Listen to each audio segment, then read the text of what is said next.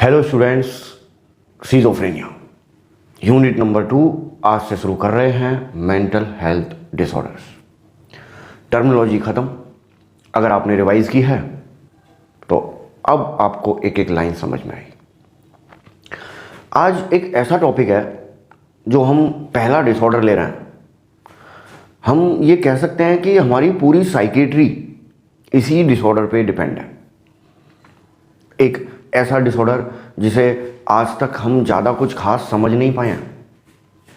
एक ऐसा डिसऑर्डर जिसको पूरी तरह ठीक करने में भी अभी तक कुछ खास सफलता हासिल नहीं हुई है। यानी एक ऐसा डिसऑर्डर कि अगर आप किसी मेंटल हॉस्पिटल में ड्यूटी करने जाते हैं तो 50% पेशेंट, टोटल पेशेंट का 50% पेशेंट सीजोफ्रेनिक होता है। जो भी मरीज आपको हॉस्पिटल में दिखते हैं उसका 50% हिस्सा सीजोफ्रेनिया होता है।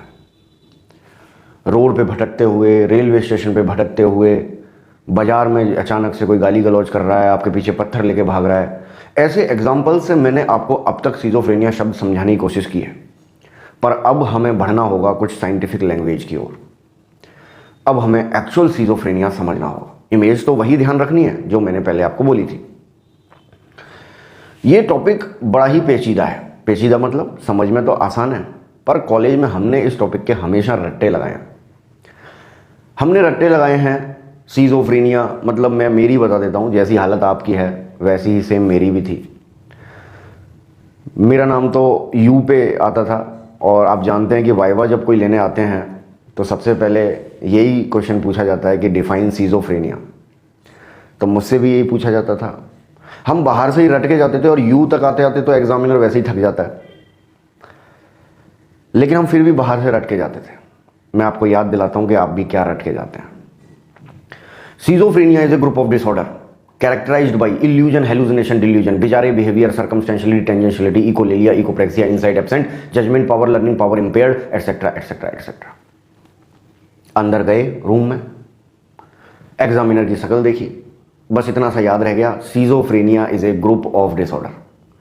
अब कैरेक्टराइज्ड बाई के बाद क्या रट के गए थे वो सब गायब हो गया। पर अब कुछ भी रटना नहीं पड़ेगा। अब बस हम एक बहुत ही सटीक लैंग्वेज देखेंगे और लाइफ में आपको कभी भी कोई पूछे तो आपको सिर्फ इतना सा बोलना है कि schizophrenia is disturbances of thought, mood and behaviour.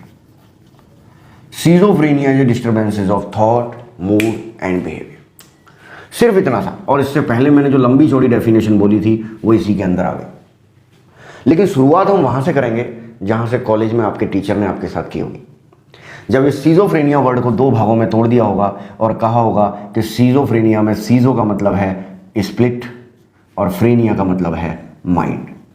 याद आया? और आपको टीचर ने कहा होगा कि मैं इसको ऐसे लिख सकता हूं, splitting the mind. Splitting the mind ये क्या होता है? स्प्लिट, चेंज हो जाना, बदल जाना, खिसक जाना, अलग हो जाना माइंड का, मेंटल प्रोसेस का, थिंकिंग का, रीजनिंग का, लर्निंग का, इमोशंस का, मेंटल प्रोसेस का अपनी जगह से चेंज हो जाना।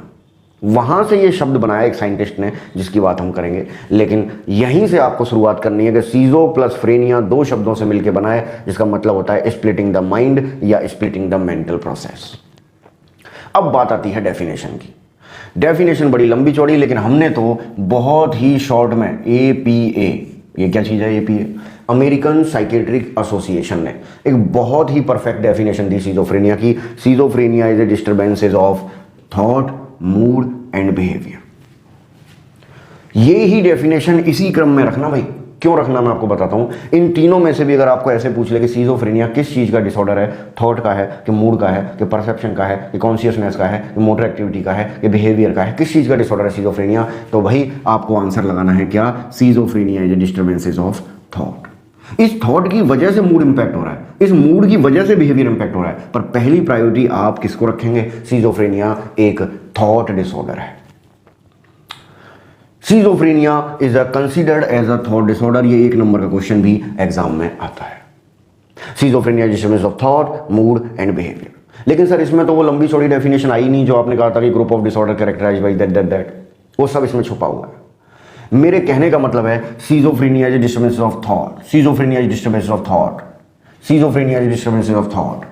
थॉट के डिस्टर्बेंस, याद कीजिए पिछली क्लास, थॉट के डिस्टर्बेंस के हमारे पेशेंट के थॉट कैसे हो गए हैं, डिल्यूजनल थॉट हो गए हैं। डिल्यूजनल थॉट मतलब वो ऊट पटांग बातें कर रहा है। हमारे मरीज के थॉट कैसे हो गए हैं, ऑटिस्टिक थॉट हो गए हैं। वो फैंटेसी वर्ल्ड में घूम रहा है, वो कुछ भी बोले जा रहा है, नॉन स्टॉप बोले जा रहा है, वो स्पीड से बोले जा रहा है, वो फ्लाइट ऑफ आइडियाज दिखा रहा है। उसके थॉट इनकोहेरेंस हो रहे हैं, उसके थॉट सरकमस्टेंशियलिटी वाले हो रहे हैं, वो घुमा फिरा कर जवाब दे रहा है। याद कीजिए थॉट की टर्मिनोलॉजी, सरकमस्टेंशियलिटी, यानी schizophrenia is a disturbances of thought means characterized by delusion, autistic thinking, flight of ideas, incoherence and circumstantiality etcetera. Schizophrenia is a disturbances of mood से मेरा मतलब है, याद कीजिए schizophrenia is a disturbances of mood. Mood की terminology याद कीजिए, कभी वो ठहाके लगाता है, कभी वो हिलेरियस लाफ्टर करता है, हिलेरियस लाफ्टर करता है, कभी वो जोर से ठहाका लगाता है, कभी वो यूफोरिया दिखाता है, कभी वो इलेशन दिखाता है, कभी उसे घबराहट होती है, कभी वो डरता है, कभी उसे फियर आता है, कभी उसे अपैथी दिखती है, कभी उसका नेचर विड्रॉन दिखता है, कभी उसे एनेडोनिया दिखता है, कभी उसे एम्बीवेलेंस दिखता है। याद कीजिए डिस्टर्बेंसेस ऑफ मूड या अफेक्ट वाली टर्मिनोलॉजी, जिसके बारे में हमने बहुत सारे सिम्टम देखे थे। Schizophrenia is disturbances of behaviour, behaviour, schizophrenia is disturbance of behaviour. कभी उसका बिहेवियर विड्रॉन हो जाता है, कभी वो अपने कपड़े फाड़ देता है, कभी वो गाली गलौज करता है, कभी वो बिजारे बिहेवियर, विचित्र व्यवहार दिखाता है, कभी वो इम्पल्सिव हो जाता है, कभी वो अग्रेसिव हो जाता है। Schizophrenia is disturbances of behaviour. लेकिन अगर आपको एक शब्द चुनना हो तो schizophrenia is A disorder of thought. अगर आपसे कोई एक लाइन में पूछे आज के बाद कि डिफाइन सीजोफ्रेनिया, आपको 3 शब्द बोले हैं, schizophrenia is disturbances of thought, mood and behaviour. पहले आप मूड नहीं लिख सकते, पहले आपको थॉट ही लिखना होगा। अगर आप मूड पहले लिख देंगे इसका मतलब आप डोमिनेंसी मूड की दिखा रहे हैं, मतलब आप मूड को प्रायोरिटी दे रहे हैं, और मूड को प्रायोरिटी देंगे तो यही डेफिनेशन फिर मूड डिसऑर्डर को रिप्रेजेंट करेगी। आपको बोलना है schizophrenia is disturbances of thought, mood and behaviour. फिर सामने वाला बोले कि मुझे तो नहीं समझ में आया, तो आप समझा सकते हैं। देखिए वही डेफिनेशन, ध्यान दीजिएगा, मैं वही बोल रहा हूं, schizophrenia is disturbances of thought, mood and behaviour. या मैं बोल दूं schizophrenia is a group of disorder characterized by delusion, autistic thinking, flight of ideas, incoherence, circumstantiality, illusion, hallucination, euphoria, hilarious laughter, elation, anxiety, fear, apathy, ambivalence, withdrawn nature, bizarre behaviour, impulsive and aggressive attitude etcetera etcetera etcetera. पर इतना लंबा चौड़ा बोलने की जरूरत क्या है जब हमारे पास 3 शब्द हैं, और हमने अगर सर की पहले की क्लासेस देखी हुई हैं टर्मिनोलॉजी वाली, तो आपको सिर्फ इतना बोलना है कि अमेरिकन साइकेट्रिक एसोसिएशन ने एक बहुत ही अच्छी डेफिनेशन दी सीजोफ्रेनिया की। Schizophrenia is disturbances of thought, mood and behaviour. Last and final, आज के बाद कोई भी बोले define schizophrenia, that means disturbances of thought, mood and behaviour. बोल के बताओ मेरे साथ, disturbances of thought, mood and behaviour. और फिर आप एग्जाम में 5 नंबर में पूरा अच्छे से एक्सप्लोर करो कि इन 3 शब्दों का मतलब आखिर है क्या। Is that clear? अब आप बोलोगे सर इसमें कहीं इल्यूजन हेलुसिनेशन तो आया ही नहीं। अरे भाई, थॉट की गड़बड़ होगी तो परसेप्शन की गड़बड़ अपने आप हो जाएगी। अगर विचार गड़बड़ होंगे तो परसेप्शन की गड़बड़ अपने आप हो जाएगी। और परसेप्शन की गड़बड़ 2 तरह की होती है, कौन सी? Illusion and hallucination. तो वो तो ऐड कर सकते हो आप, वो कोई बड़ी बात नहीं। तो ये हो गई हमारी डेफिनेशन, इंट्रोडक्शन ऑफ सीजोफ्रेनिया। लेकिन इमेज वही याद रखनी है, जो एक मेंटली इल क्लाइंट जो रोड पे बैठा हुआ है, जो रेलवे स्टेशन भटक रहा है, जो पत्थर लेके तुम्हारे पीछे भाग रहा है, जो चाकू लेके हमला करने की बात कर रहा है, जो कपड़े फाड़ देता है, जो गले से ऊट पटांग आवाजें निकाल रहा है, वो इमेज याद करके अगर आप पढ़ोगे तो डेफिनेटली आपको ये बिल्कुल ऐसे ही जैसे अभी मैंने डेफिनेशन समझाई ऐसे ही सारा टॉपिक समझ में आता चला जाएगा। चलते हैं क्वेश्चन नंबर 2 की तरफ। क्वेश्चन नंबर क्यों बोला मैंने? सीजोफ्रेनिया टॉपिक ही ऐसा है, क्या करें, हर हेडिंग एक क्वेश्चन है। अगर यूनिवर्सिटी एग्जाम दे रहे हो तो 16 नंबर का एक पक्का क्वेश्चन हर साल का है। 5 साल के पेपर उठा लेना, चाहे आप बीएससी नर्सिंग स्टूडेंट हो, चाहे एमएससी नर्सिंग हो, चाहे जीएनएम हो, चाहे पोस्ट बेसिक हो।